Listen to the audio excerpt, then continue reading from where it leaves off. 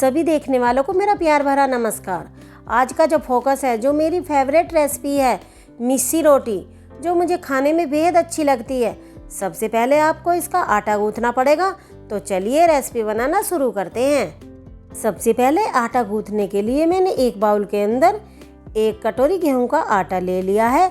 इसी के साथ साथ मैंने 1 कटोरी बेसन भी ले लिया है। आप चाहें तो इसे प्योर बेसन से भी बना सकते हो। इसके साथ साथ 2 कटे टमाटर, 1 चम्मच लाल मिर्च पाउडर, 1 चम्मच हल्दी पाउडर, थोड़ी कटी हरी मिर्च, 3 से 4 कटी हुई प्याजें, थोड़ा बारीक कटा धनिया और स्वाद अनुसार नमक और स्वाद के लिए 1 चम्मच चाट मसाला। अब इसके अंदर 1 कप पानी डालकर इसका डो तैयार कर लेंगे। डो तैयार हो जाने के बाद कुछ इस तरीके का हो जाएगा। अब हम डो में से एक पेड़ा तोड़ लेंगे। लोई के ऊपर सूखा आटा लगाकर इसे रोटी का शेप दे देंगे। अब आपको इसे हाई फ्लेम पर पकाना है। आप चाहें तो इसे नॉन स्टिक या लोहे के तवे पर बना सकते हो। आपको इसके ऊपर भर भर के घी डालना है।